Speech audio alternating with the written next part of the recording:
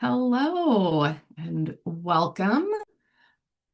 See, people are joining, and just so you know, you're set to mute and your cameras are off, so you can just sit back and relax as we share information.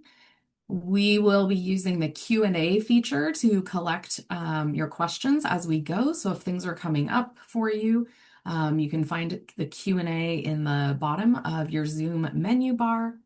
We do also have the chat enabled. We'll be sharing some resources in the chat for you as we go. And it looks like we've got a pretty good number of people on the webinar, so we'll go ahead and get started with the content in the interest of time. So hello, my name is Deb Vaughn. I am the grants manager here at Travel Oregon, and I'm joined by my colleague Suzanne. Suzanne, you want to come off mute just briefly and introduce yourself? Yes, thank you, Deb. I'm Suzanne. My pronouns are she, her, and I'm the grant specialist here at Travel Oregon, and I will be supporting Deb in the coordination of this competitive grant program. Wonderful. Thank you, Suzanne. And Michelle Woodard from our team will likely join us later on in the webinar and also be available to support answering your questions. So with that, we're going to move into the content. So I always like to start by communicating the goals of spending this time together. My commitment to you is that by the end of this webinar, we will accomplish the things on the slide. So as I mentioned before, Suzanne will be posting links in the chat as we go along. So you've got some additional resources that you can extract for yourself if you'd like to follow up and learn more. And then you can also use that Q&A feature to post your questions. And while we will certainly do our best to answer them during the time we have together, if we run out of time, we will share our email at the end of the webinar so that you can follow up with us. We want to make sure you get the information you need to move ahead with your plans. All right, the first section of this webinar is an overview of the competitive grant program. This information is important so that you can understand whether your organization is eligible to apply and whether your project idea fits competitively within the focus of this funding cycle. So before we go any further, I will be using the acronym LOI frequently. This stands for Letter of Intent, and it is the first stage of applying for funding. It gives us a snapshot of your project idea without you having to do the heavy lift of submitting a full application.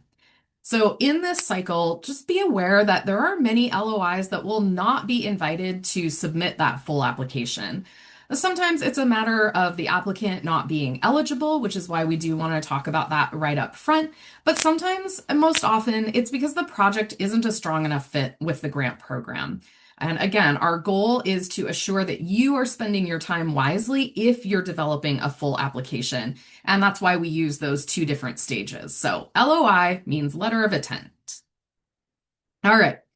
So as the state of Oregon's tourism agency, Travel Oregon is always looking for projects that work in direct support of improving the economic impacts of Oregon's travel and tourism industry.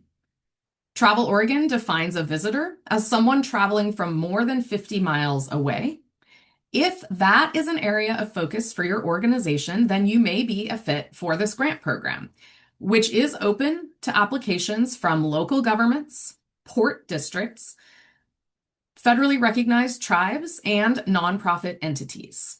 I want to be clear that this grant cycle is not open for submissions from for-profit businesses.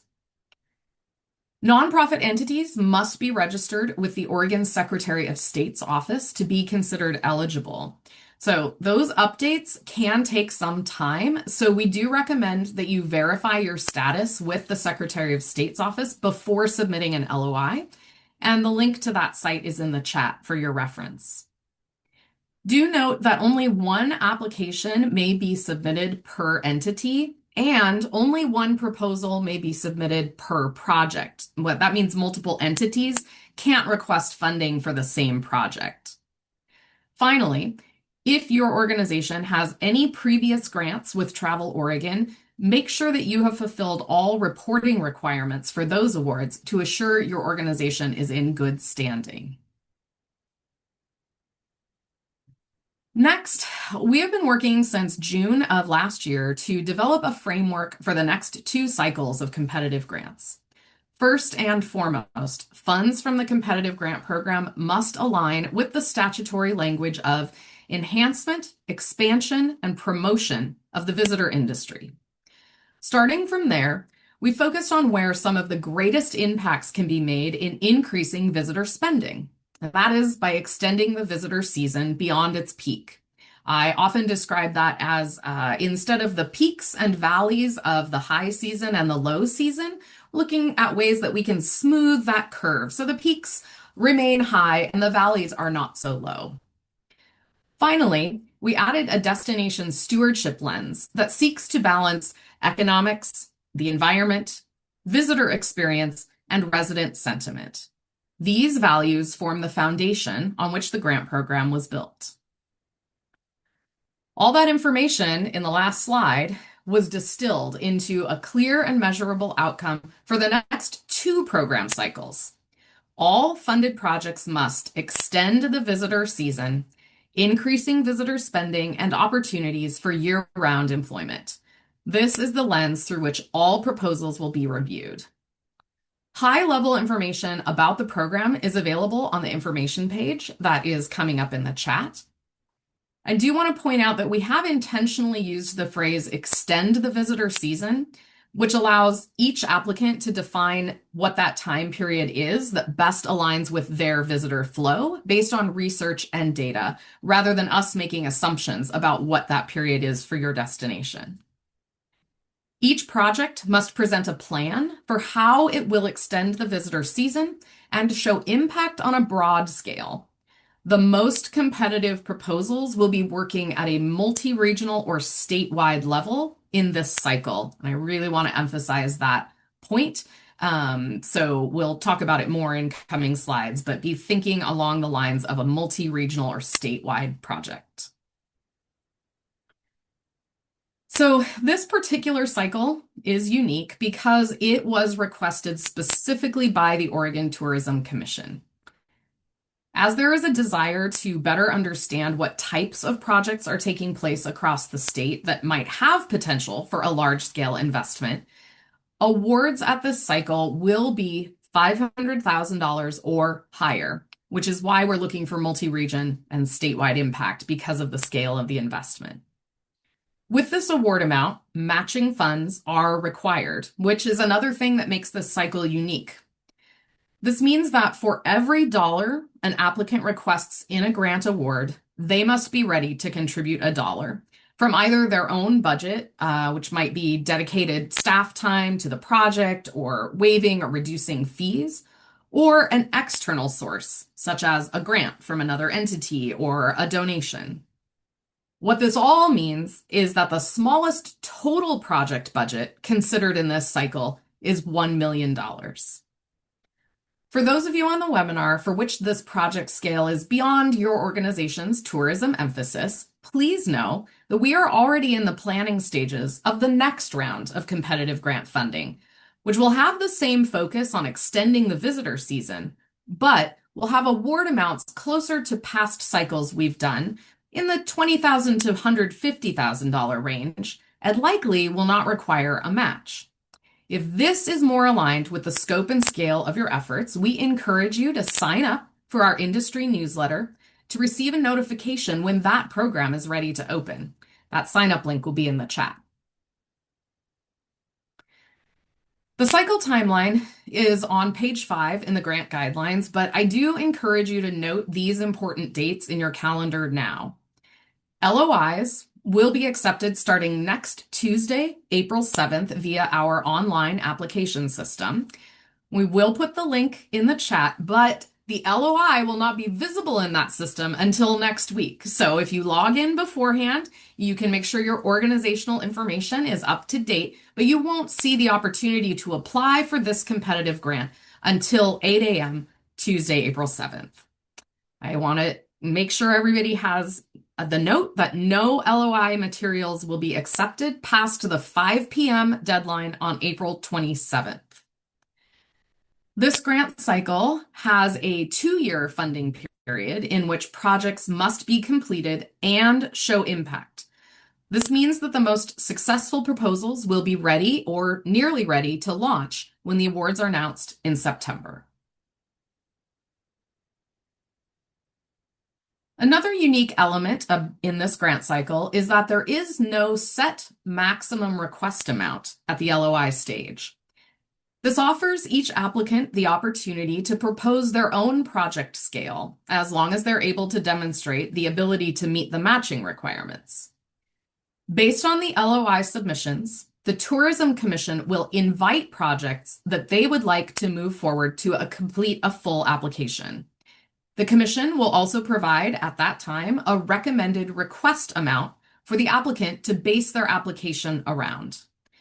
This approach allows applicants to make the case for a higher dollar value investment, and then allows the Commission to be responsive to those requests. The framework also allows applicants of many different sizes to define for us what a catalytic investment would look like for them. We do hope that this approach allows you to share your big ideas, your passion, and your goals with the Commission. Keeping in mind our goal to extend the visitor season, increasing visitor spend, and opportunities for year-round employment as the umbrella, we brainstormed some types of projects that might be robust enough to show measurable impact during this funding period. This means that feasibility studies or first funding in on a major effort are not a good fit for this cycle. The project types on this slide also appear in the grant guidelines if you'd like to refer to them later. This list is not exhaustive, and we do anticipate proposals for other types of projects will come in, but this gives you an idea of some of our areas of interest. These include outdoor recreation, sports tourism, arts, culture, and events, transportation, and marketing efforts. I'll give an overview here of the elements that will be used to review proposals at the LOI stage, but I want to mention that the full list of review criteria is on pages 10 and 11 in the grant guidelines, and that includes additional criteria that will also be added to the review of full applications. Use this resource as your metric for testing your project as objectively as possible. The link directly to the guidelines is in the chat now. If your project concept does not align with all the review criteria listed on those pages, it's likely not a good fit for this cycle. The first LOI criteria is potential for impact on visitor spend and employment. 0 to 12 points are available in this category, which is double what's available in the others, which emphasizes the importance of this element. The most competitive projects will have a very high potential for visible statewide impact. Multi-regional projects will score next highest, but those projects focused regionally or locally will be much less competitive. You can think of this category as the what. What are you doing and what will it accomplish? The next category is value of investment of Travel Oregon funds. This is the scale of the request as compared to the potential impact. And that has to be a really good value, like a lot of impact for the dollars. A strong proposal will also show Travel Oregon funding is really the final component needed for the project to launch, meaning there's a lot of other funds secured. This is the why. The why Travel Oregon should not miss this opportunity to be part of your project. The third category is viability of the project. The applicant budget size should be proportional to the project scale. This is really a capacity consideration. Is your organization ready to steward a project at this scale? Think of it as the how. How will you make this project a reality without overburdening your organization?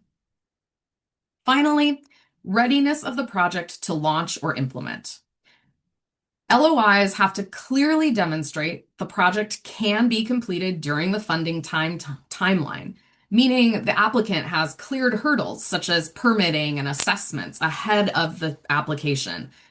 Competitive proposals will connect their project to research, that illustrates how such work can be effective in extending the visitor season, increasing spending and employment. This is kind of the when, the planning, the timing, the schedule for implementation, and when it will make a difference. You'll find that the financial information requested at the LOI stage is very minimal. However, since this is the first opportunity to communicate the scope and scale of your project, let's walk through each of the fields and what they mean. The 5 items on this slide are those that will be asked for at the LOI stage. These figures will be used to understand the scale of the project as it relates to your organization's overall capacity, how Travel Oregon funds might fit into the project budget and at what scale, as well as the likelihood of an appropriate match being able to be secured. At this stage, we understand figures 2 through 5 to be estimates. Organizations that are invited to submit a full application will be required to include a complete project budget with a narrative explaining exactly how Travel Oregon funds will be used and explicitly showing a viable match. But for the LOI, item 1, this is for your organization's most recently completed fiscal year. What was the total of the day-to-day costs required to maintain normal operations? The figure represents both program and overhead expenses, but should not include capital expenditures, depreciation, or debt. For nonprofit organizations, this is typically line 18 of your most recently completed 990. If you aren't sure how to determine this figure, there's a reference link in the chat that can provide some guidance. Item 2, this is how much will it cost to complete your project in a 2-year funding period? It shows the scale of the effort that you're proposing to undertake, which can illustrate how it might be able to impact the entire state. Line 3 is how much money do you have secured to put towards the project? This might mean signed grant agreements, loans that have been approved, or cash on hand. This figure can help communicate your progress and the financial stability of the project. Item 4, what is the amount that's still needed to fully fund the project? This is the space where Travel Oregon can start to see the level of investment that we might make in your work. Item 5 is what non-cash contributions you anticipate to support the project. This can help illustrate community partnerships and support of your work. I'll talk a little bit more about in-kind on the next slide, but these fields together are followed by a budget narrative space where you should include any future budgetary plans to support the project, grant or other funding requests that might be pending, or details that make your organization's budget process unique that we should know about in review.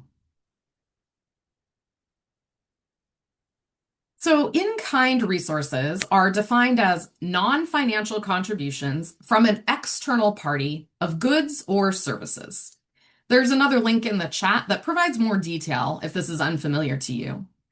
The slide shows very general examples, not necessarily recommendations of what we would expect to see included in projects of this scale, but merely to illustrate the kinds of things that might be included in an in-kind figure. In-kind contributions offset actual project expenses that would otherwise have to have been paid for with cash. They can include volunteer labor, donations of space, or discounts on services. I want to be clear that in-kind figures should not include staff time dedicated to the project by employees of the applicant organization. Their wages are actual cash expenses that can be used to meet the required match. While some Travel Oregon funds may be used to help pay that applicant staff time to do work specifically focused on the project, do be aware that asking a funder to pay for a very high amount of staffing costs is something more commonly seen in a specifically capacity building or general operating support request, rather than this, which is a project request focused on extending that visitor season. If you're including volunteer labor as a resource to help complete your project, we'll share a link in the chat to help you estimate the value of that time at a competitive rate. While the level of detail on this slide is not specifically requested in the LOI, applicants should keep in mind the requirements for matching fund and indirect costs, as they will be required if invited to submit a full application. The guidelines define an acceptable rate of 10% of Travel Oregon's grant allowed to cover administrative costs, more commonly called indirect costs. These are non-specific overhead expenses associated with doing regular business, utility bills, internet, bookkeeping services, for example.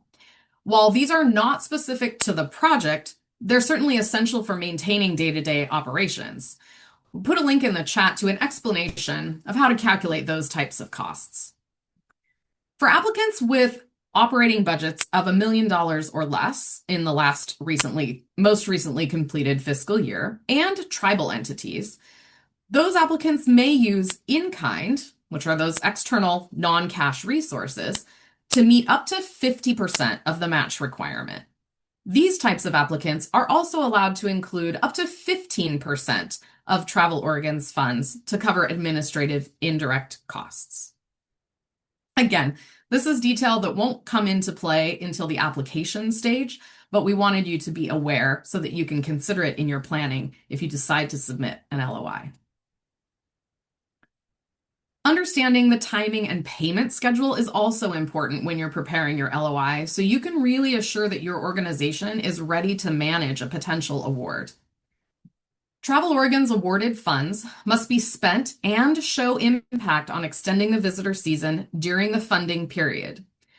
Projects that use funds for an effort that isn't ready to launch until late in 2028 are likely to be less competitive. Applicants should also be aware that while the first 50% of the award may be paid out once the grant contract is signed, the remainder will be paid on a reimbursement basis. Applicants must be prepared to financially absorb the expenditure of funds during that reimbursement period from their own budget. Recipients must submit documentation, such as invoices or receipts of all expenses covered by Travel Oregon funds. Consider your capacity to track these expenditures and the cash reserves needed to pay the second half of your project expenses up front when you're preparing your LOI and potential application. For the last segment of this content, I'll share a few tips and resources to help guide your application journey, and then we'll open up to respond to questions. Go ahead and use that Q&A feature to add your questions so we can respond. First of all, please read the grant guidelines. We've worked hard over the last few months to make this document clear and helpful. Reading it carefully should help you understand the process better. Second, confirm your eligibility. Check your nonprofit status and Secretary of State registration before the submission deadline. This will help assure that your proposal can move forward in the review process. Number 3, gather research. Data can really help make the case for the need for your project and define the metrics that you will use to measure impact in defining your extended visitor season. We've put a link in the chat to encourage you to register for the webinar we're offering April 16th, specifically on that topic.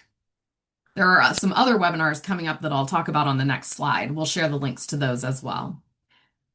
Item number 4, plan ahead. I'm going to be honest, submissions that are started on the day of the deadline can be very stressful, and it's really easy to miss details. The potential for technical issues and life in general getting in the way really goes up. So plan ahead. Submit your application 2 days ahead of time. Submit your LOI a few days ahead of time. Get it off your plate, and that way, if there are any bumps along the way, there's a little bit of buffer room to absorb them. Number 5, be specific. Of course, we understand any grant funding is likely welcome at your organization, but the more specific you can be about how these funds at this time will help your project make a splash, the better. Number 6, try not to assume. Of course, there's never space in an application to explain every nuance of your community, but don't assume that the reader knows your history and status. Provide context that helps them understand what makes your situation unique. Number 7, invite an outside reader. Having a fresh pair of eyes on your LOI before you submit can be really helpful. That person may notice a missing detail or an area that could be clarified that you might have missed in your editing process. This is especially relevant if you're utilizing any kind of AI supports in helping to prepare your narrative. Put a human pair of eyes on your submission before it comes to us because we're humans that will be reading it on the other end. Number 8, check the review criteria. In fact, you can ask your invited reader to score your draft application against the criteria and see where you might be able to improve. And finally, reach out to us with questions. We're available to help, and although we can't read every LOI or any LOI ahead of time, we can certainly answer questions, so please don't hesitate. If you have very specific questions about your project, the best way to get answers is to email grants@traveloregon.com. The content-based information sessions that are listed on the slide, and the links are going into the chat, are offered as a way to help support your thinking about how to best position your work to be most successful in the grant program. They will be recorded, and each one will have 20 to 30 minutes of content, followed by time for Q&A about that specific topic. The drop-in hours on April 22nd and 24th are intentionally scheduled close to the LOI deadline and are designed for technical support, not project questions. These times are offered well in advance of the April 27th deadline to encourage you not to wait until the last minute to assure that you have access to the online system and that it's working as you expect. Those sessions on the 22nd and 24th, there's no registration required. You can just click the link, which is in the chat, but also posted in the grant guidelines document as another incentive to go back and read it. At this point, I'm going to go ahead and stop screen sharing and answer a few questions that we received ahead of time before I ask Suzanne to help relay any questions that have come in in the Q&A.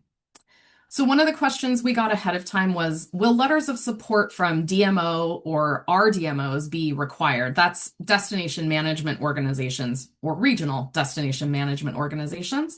The answer to that is letters of support are not even included until the application stage, so wouldn't be necessary at the LOI. And that DMOs and RDMOs are not required to provide letters of support on behalf of other entities, although we would certainly expect that projects of this scale and scope would be known to those entities if the organization were invited to apply. So communication is good, letters of support not necessarily required from those entities, and not until the application stage. Second question we got is, can new nonprofits apply? The answer to that is yes. We do not have a required length of operation time before one can apply.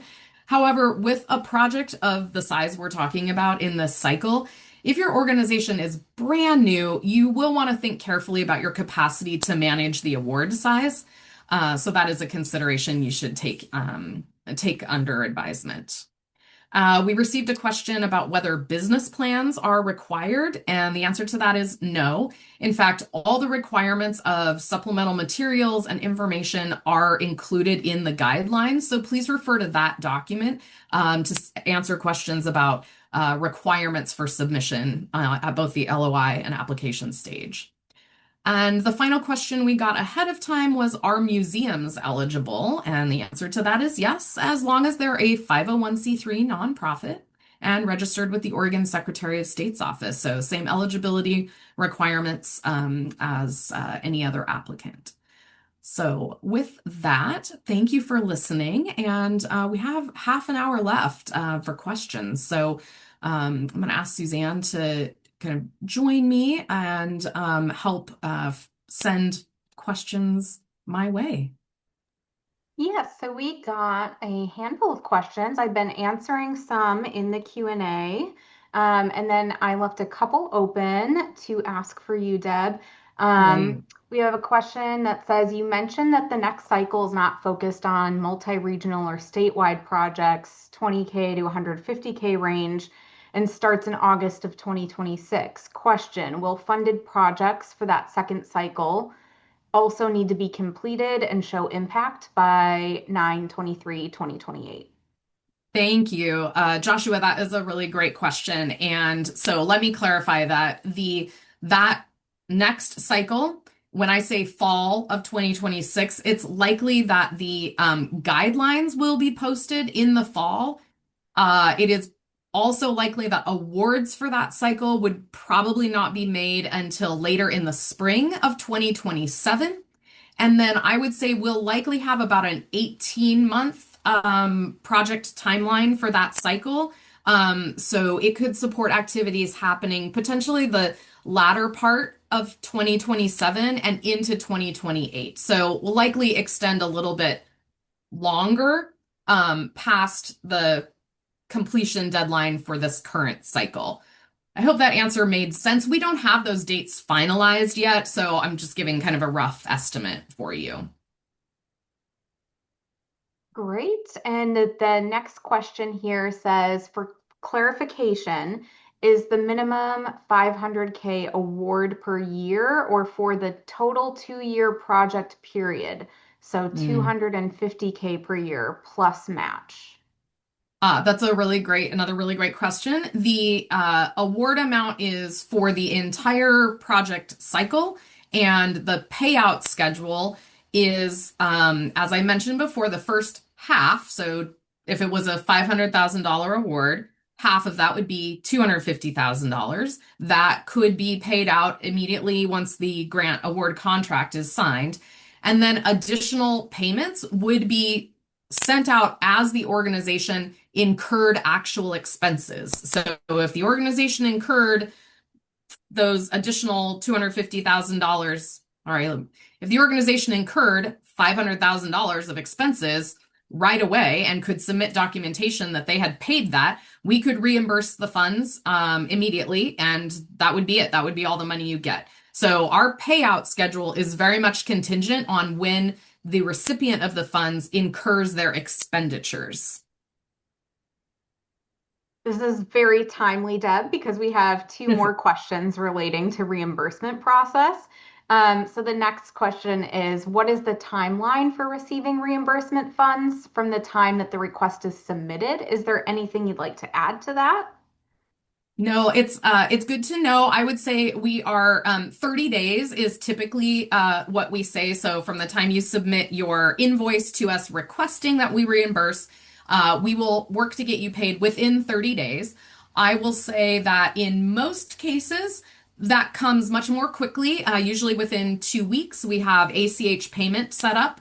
But if the materials that you submit to us are not the documentation we need, or they are out of order, or we have questions on them, we may need to follow up with you, and that might extend the time before you can get paid. So there is some variability, but our commitment is really 30 days, and I would say right now, on probably 90% of those reimbursement requests, it's about a 2-week turnaround.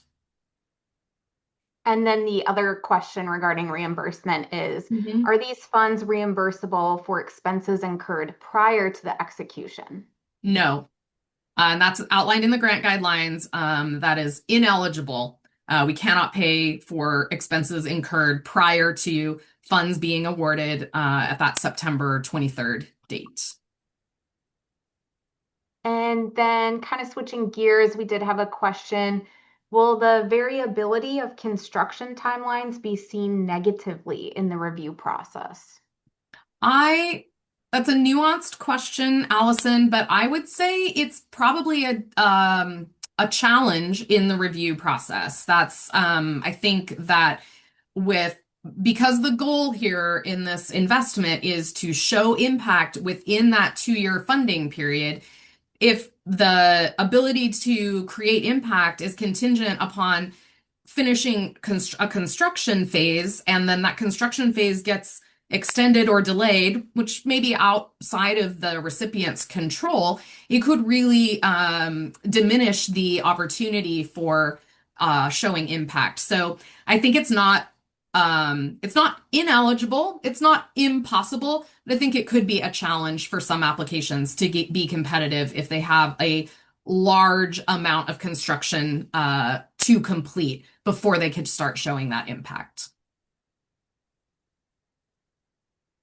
And I see the next question asks, the LOI stage is not an application, but an actual letter with a description of our project, correct? I will let you Go take ahead. that. No, you got it. Just the LOI, the letter of intent, will be a similar process to the application. They'll all be done within that online grant management portal. And the questions for, I know this was another question that I had already answered. I'd already provided a written response to, but the questions for both the letter of intent and the application, if you'd like to look at those in advance of those opening in the online grants portal, those live on pages 12 and 13 of the competitive grant program guidelines. Awesome. Thank you, Suzanne. Thanks for giving me a break from talking. Um, let's see. Yeah, I'm gonna let you funnel Yeah, me I got to questions. clear these out a Yeah, little bit thank you. here. Let's see. Um, okay, I see there's a 50% max in-kind match for organizations with smaller budgets under 1 million. Is there a max in-kind amount for larger organizations with budgets over 1 million? So applicants can include as much in-kind support in their budgets as they have available for the project. The max amount is really only as relates to meeting the match of the amount they're getting from Travel Oregon. So, April, if you would like to follow up over email, I can speak to that maybe more specifically if that was unclear. But it really, that in-kind max is really only as related to the matching requirement. And again, that will only come into play. We'll only need to see that clearly documented in the application stage. So hopefully it's less critical at the LOI stage. Just something for you to be thinking about.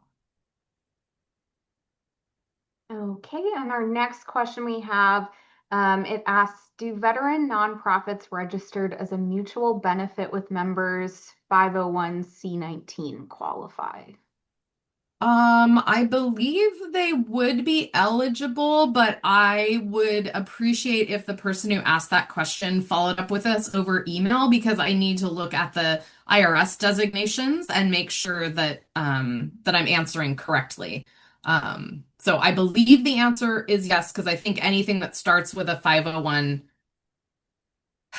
I'm not going to say anymore. Please follow up over email so that we can verify that. I'll need to read up on the IRS website. Okay, and then our next question asks, we recently purchased a property for our project. Given that the purchase has already been completed, can the purchase price still be counted as match?